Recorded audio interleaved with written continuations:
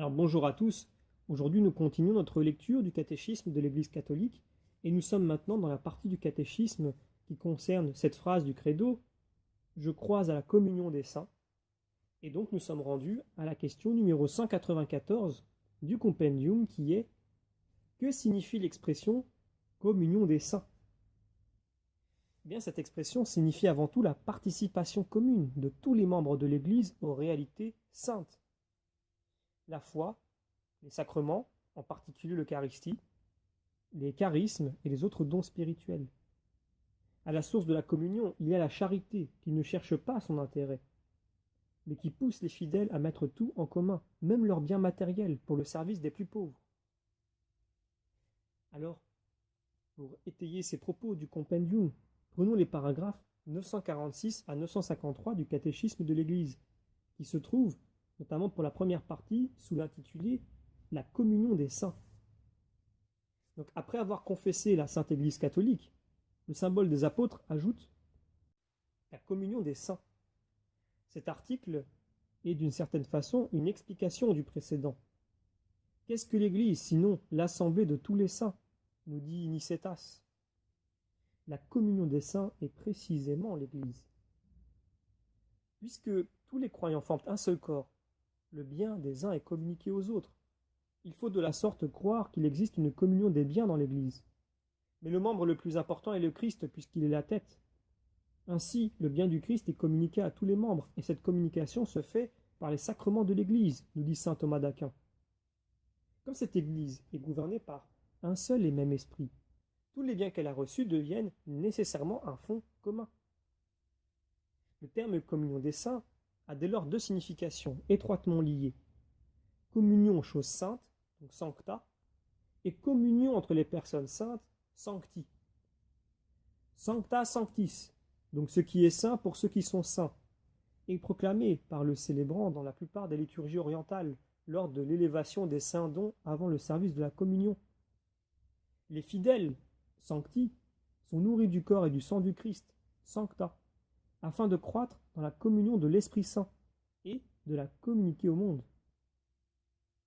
Alors le texte maintenant que nous allons lire se trouve sous l'intitulé « La communion des biens spirituels ». Donc dans la communauté primitive de Jérusalem, les disciples se montraient assidus à l'enseignement des apôtres, fidèles à la communion fraternelle, à la fraction du pain et aux prières, puisque nous lisons en Actes 2, 42, ou plutôt nous remarquons plusieurs éléments. La première, la communion dans la foi. Donc la foi des fidèles et la foi de l'Église reçue des apôtres, trésor de vie qui s'enrichit en étant partagé. Deuxièmement, la communion des sacrements, puisque le fruit de tous les sacrements appartient à tous, car les sacrements et surtout le baptême qui est comme la porte par laquelle les hommes entrent dans l'Église sont autant de liens sacrés qui les unissent tous et les attachent à Jésus-Christ. Bien la communion des saints, c'est la communion des sacrements. Le nom de communion peut s'appliquer à chacun d'eux, car chacun d'eux nous unit à Dieu. Mais ce nom convient mieux à l'Eucharistie qu'à tout autre, parce que c'est elle principalement qui consomme cette communion. Et nous avons aussi la communion des charismes. Dans la communion de l'Église, l'Esprit Saint distribue aussi parmi les fidèles de tout ordre les grâces spéciales pour l'édification de l'Église. Or, à chacun, la manifestation de l'Esprit est donnée en vue du bien commun. On voit qu'ils mettent tout en commun. Donc, tout ce que le vrai chrétien possède, il doit le regarder comme un bien qui lui est commun, avec tous. Et toujours, il doit être prêt et empressé à venir au secours de l'indigent et de la misère du prochain. Le chrétien est un administrateur des biens du Seigneur. Voir notamment Luc 16, le verset 1 et 3. Et nous avons donc la communion de la charité. Donc dans la Sanctorum Communio, nul d'entre nous ne vit pour soi-même, comme nul ne meurt pour soi-même. Romains 14, 7. Un membre souffre-t-il? Tous les membres souffrent avec lui.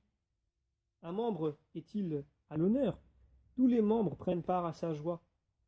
Or, vous êtes le corps du Christ et membres chacun pour sa part. 1 Corinthiens chapitre 12, versets 26 à 27.